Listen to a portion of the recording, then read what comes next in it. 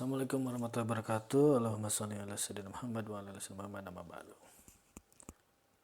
Oke bro, kayaknya baru kemarin ya gue bikin konten ya yang tentang hati-hati ya, sekarang ini banyak jebakan ya terutama di para atas sih, atau yang teman-teman yang bekerja ya di perusahaan. Jebakan-jebakan yang ya, contoh yang paling hangat nih itu ya, Syahrul Yassin Limpo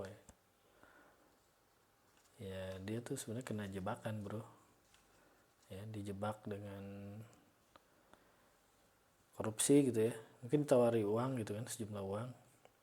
Nah ketika dia terima ya langsung diramein gitu kan, tertangkap basah gitu kan, seolah-olah tertangkap basah. Ya itu seperti yang kata gue bilang, sekarang ini kita harus benar-benar sangat hati-hati dan benar-benar megang Al-Quran dan hadis bro, karena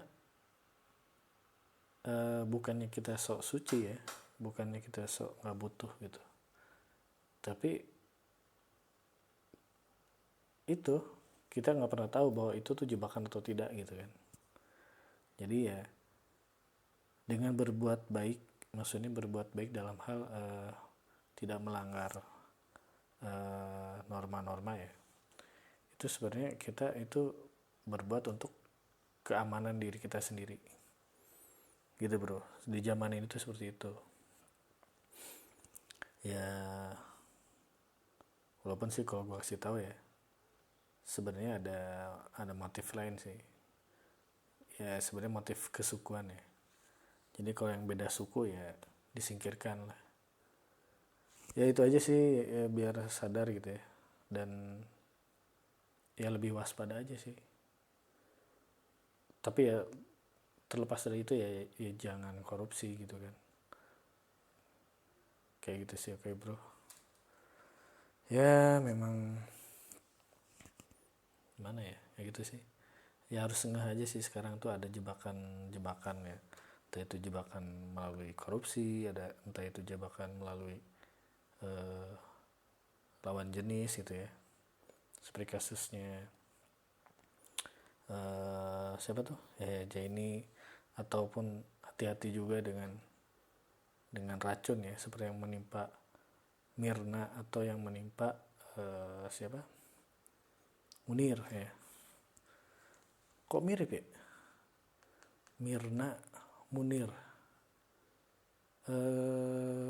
sama-sama 5 huruf ya, 5 huruf, dan ada MNRI juga, beda U nya doang ya kebetulan kali ya. Sama apa lagi ya, tapi terlepas dari itu ya, kalau mengingat ke hadis Nabi,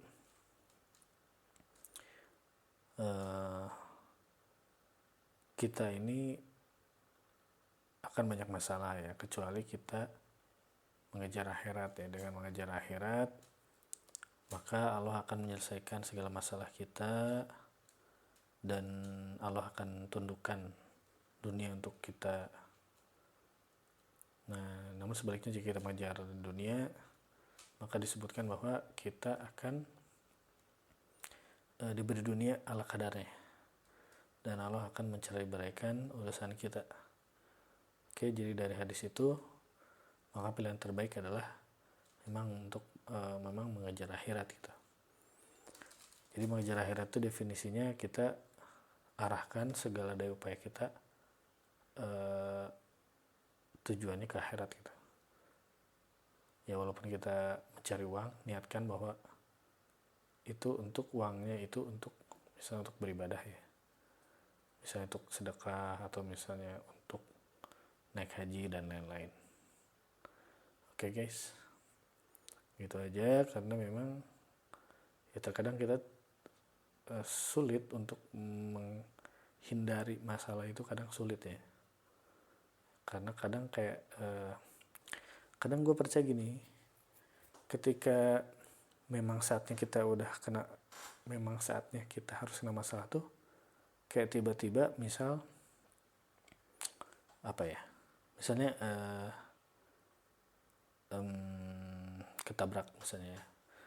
Misal contoh ketabrak motor ya, misalnya ketabrak motor. Itu tuh kita tiba-tiba pada saat itu tuh kewaspadaan kita menurun ya, menyebabkan kita ketabrak. Nah,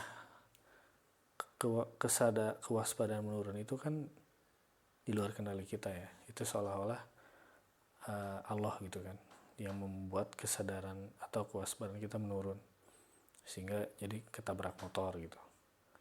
Nah begitu, jadi kan ya memang kalau kita sebagai orang luar ya, yang melihat orang lain terkena musibah tuh kayak, kok bisa sih dia begitu, kok bisa sih dia mengalami hal itu.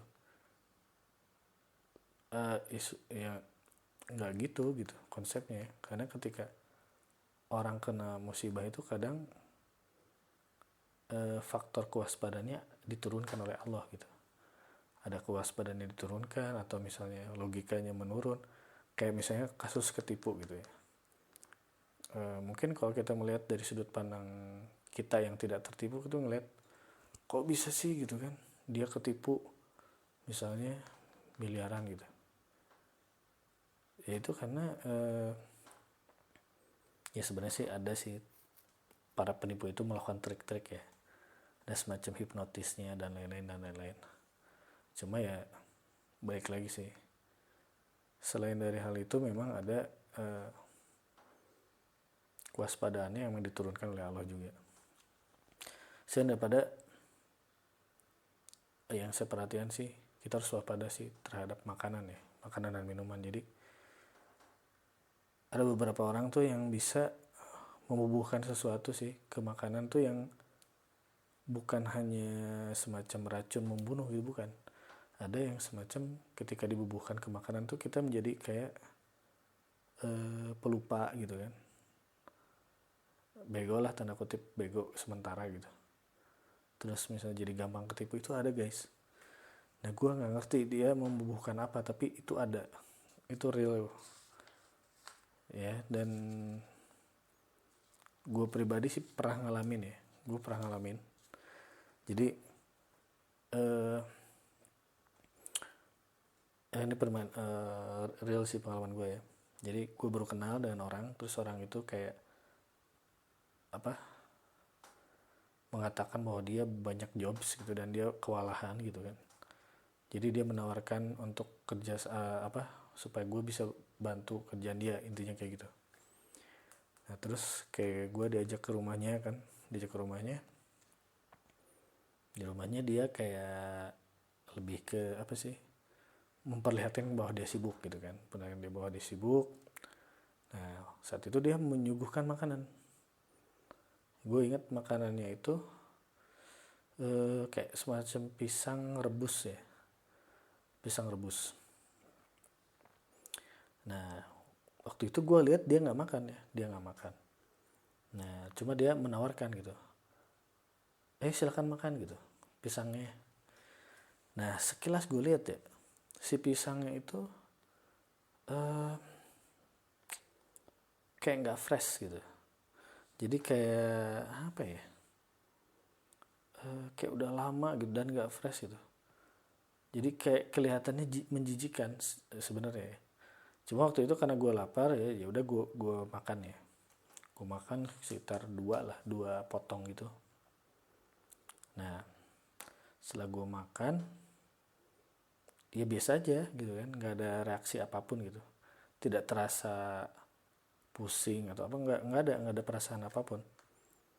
Nah cuma dari situ sampai maghrib ya, segitu gue pamit pulang. Cuma pas sudah besoknya gue buka laptop, di situ gue kaget, gue lupa semua. Jadi hal-hal dasar yang di laptop yang biasa gue lakuin itu tiba-tiba blank. Itu gue kayak, jujur itu kayak jadi bego gitu. Dan gue mikir gitu saat itu, kenapa nih gitu kan, heran gitu. Dan gue inget kemarin makan apa. Nah gue inget kemarin itu yang bedanya itu adalah makan pisang rebus yang dari orang tersebut ya. Nah dari situ gue langsung buru-buru aja minum air kelapa ya. Dari situ mulai pulih gitu kan, otak gue mulai pulih gitu kan. Dan cuma itu real bro, jadi itu real bahwa ada seseorang itu mencampurkan apa ke makanan jadi bisa seperti itu gitu. Dan itu lu nggak ngerasakan sakit apapun. Nah itu ngeri deh. Cuma gue nggak tahu ya apa efeknya kalau gue nggak minum air kelapa ya. Maksudnya kondisi itu kalau misalnya dibiarkan, gue ngerti deh.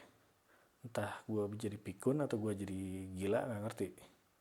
Tapi yang pasti itu ada ya, dan nyata sih. Makanya lu perhatiin aja deh. Kalau lu dikasih makanan,